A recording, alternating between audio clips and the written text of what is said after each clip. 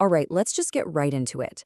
We need to talk about something that happens on pretty much every soccer field, every single weekend, and it's something we all have the power to stop. We're talking about harassing our refs. You know exactly the one I'm talking about, right? That moment where everything just seems to go into slow motion and the entire game feels like it's resting on your shoulders. So picture this, it's the final minutes, the score is tied. Your team is making that final push, you're trying to find that game winner, and the pressure is just massive. Every single second feels heavy. The crowd is just a wall of sound, and you and your teammates are running on fumes, giving every last ounce of what you've got. You can feel it in your chest, right? That intense mix of adrenaline and nerves. This is it. This is the moment you play for. And then, a whistle. The call goes against your team. And just like that, everything boils over. What you do in that split second, that one reaction, can change everything, not just for the game, but maybe for your whole season. Look, getting frustrated, that's part of sports. It's totally understandable. But there is a very, very clear line. So let's get specific. When does just being frustrated cross over into actual abuse? Because it's not just about physical stuff. Your words and your actions can be just as bad. So this right here is the official definition. The key phrases you gotta lock in on are intended to make a referee feel unsafe and threat of violence is unspoken. It doesn't matter what you think you meant. If you're creating an intimidating vibe, even without touching them, you've crossed the line. Okay, a definition on a screen is one thing, but what does this look like in the heat of the moment, on the field? Let's break down a few real-world examples that are absolute, undeniable red flags. First up, the obvious one, using expletives at a ref. Yelling something like, "This isn't you just blowing off steam." Nope. It's abusive language, and it's a clear violation. Full stop.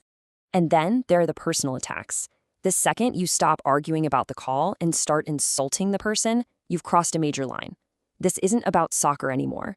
This is just straight up harassment. And of course, there's this, the escalating intensity. It's when you just keep going, one aggressive comment after another. All you're doing is trying to belittle them, and you're creating a hostile environment for everybody out there. And don't forget, it's not just about what comes out of your mouth. It's your body language. Getting right up in a referee's personal space is a classic intimidation tactic. It's absolutely a form of non-physical abuse, and trust me, it's taken just as seriously. So I know what you might be thinking. Come on, they're just words.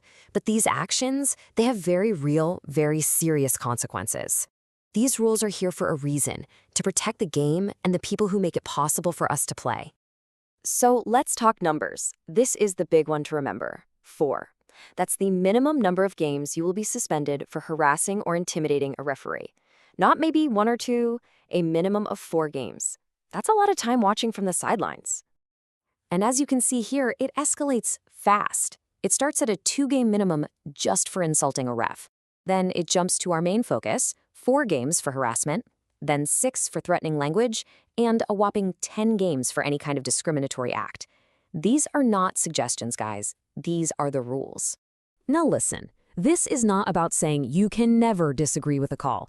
Passion is what makes this game amazing. But there's a smart way to handle it, and well, a dumb way. Let's talk about the pro play. This is your game plan. It's super simple. First, just take a breath. Seriously, that 1 second can save you a 4-game suspension. Second, wait for a stoppage. Don't be the person screaming from halfway across the field. Third, ask a calm question. Something like, "Hey ref, can you tell me what you saw there?" And last, remember your goal. It's communication, not a confrontation. You're trying to understand, not intimidate. So what's the big takeaway from all this? It's that the culture of the game, that's on all of us. Players, coaches, fans. And with a massive referee shortage happening everywhere, we all have to play a part in making sure good people actually want to be a part of the sport. At the end of the day, it all comes down to this one simple truth. The person with the whistle is a human being. They're gonna make mistakes, just like we miss shots or defenders miss tackles. They're part of the game, not your opponent. You know, respecting the officials just makes the game better for everyone. It creates an atmosphere where people actually want to be a ref and where the focus can stay on just playing the beautiful game. We all have a stake in this. So, the next time you feel that anger rising, remember the pro play. Be the leader who calms things down, not the one who blows them up. Be part of the solution. It's time to join the team that's changing the culture for the better. Join the hashtag ReefIsHumanFC.